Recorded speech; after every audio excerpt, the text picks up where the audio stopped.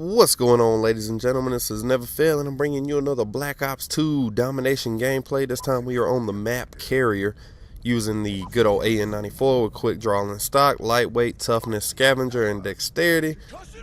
And this is a perfect example of what a perfect Call of Duty game is for me in regards to actual match.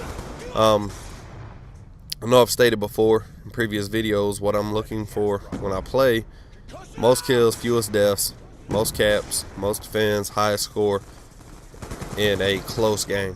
And that's pretty much it. You know, that's it in a nutshell. And this was a great game for that. So, hope you enjoy the gameplay, actually. It's pretty damn fast-paced, entertaining. At the end, I do die a lot of meaningless deaths. But that's not what I'm going to talk about.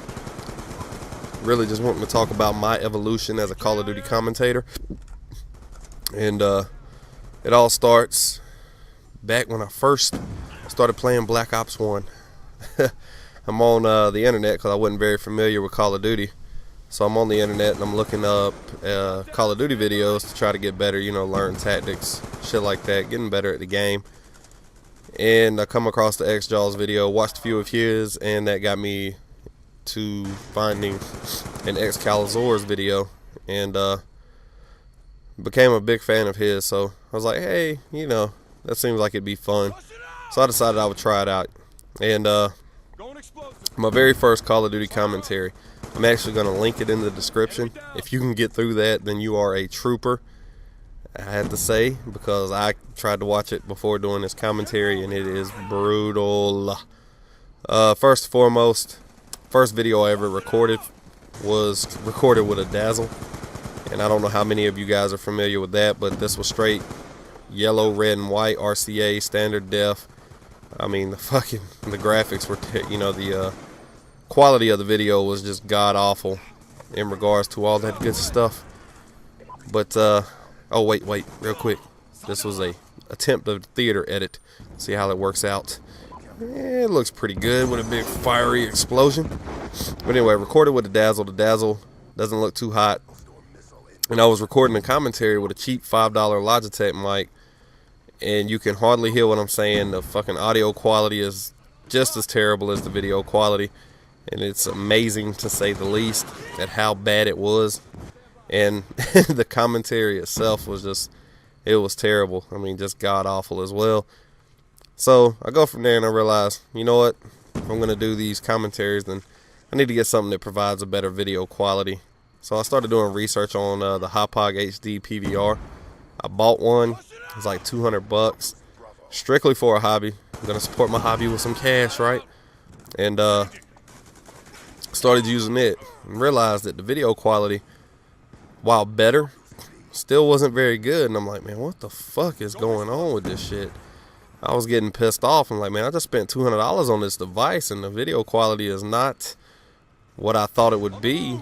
And it wasn't very good compared to other commentators' quality of video. So started doing a little research, and that didn't really help. Then the PlayStation Network got hacked, so I bought an Xbox in order to keep playing multiplayer, because it's what I do whenever I'm off. Considering I got a wife and a child, and I stay up all night on my nights off because I work third shift.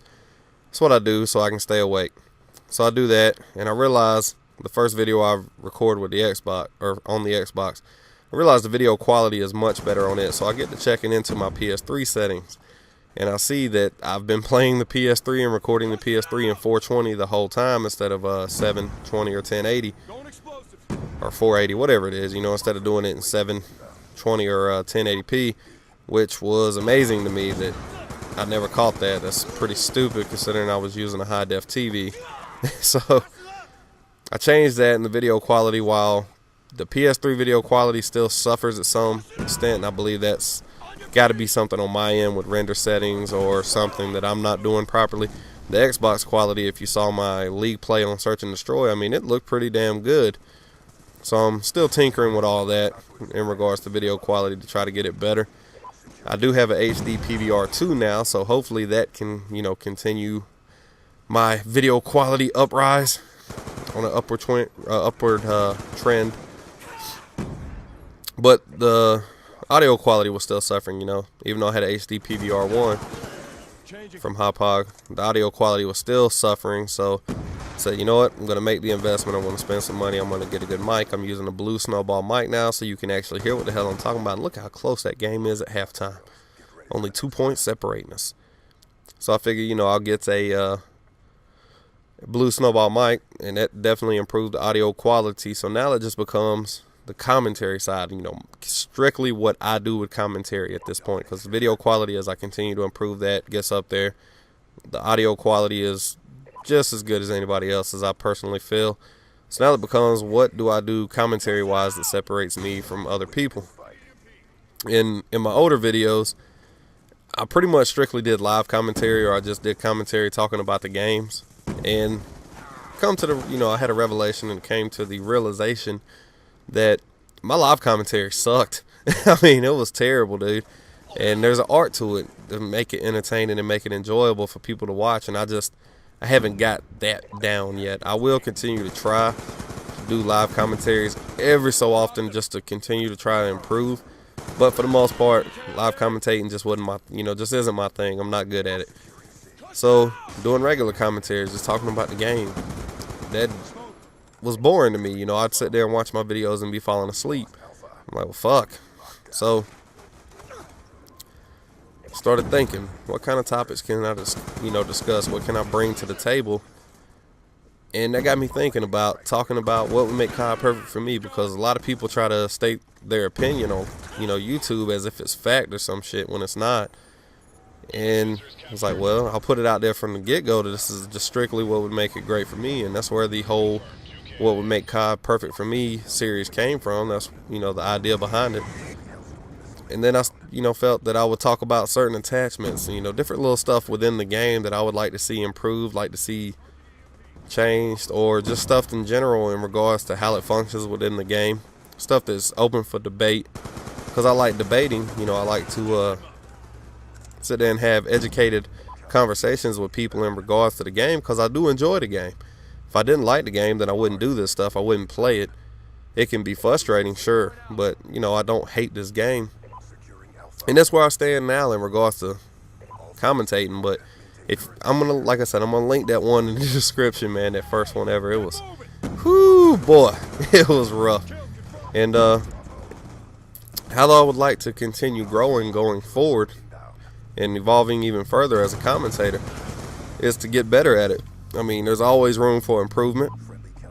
I'd like to continue getting a little more thorough in my discussions in regards to the topics I discuss. And also something else I need to get better at is making sure that I have a video long enough to cover the commentary topic I'm wanting to discuss, because I was actually going to do this exact same commentary on a different video. And I mean, I ran out of fucking video well before I was done discussing the things I wanted to discuss. So I had to change it up and do some different things.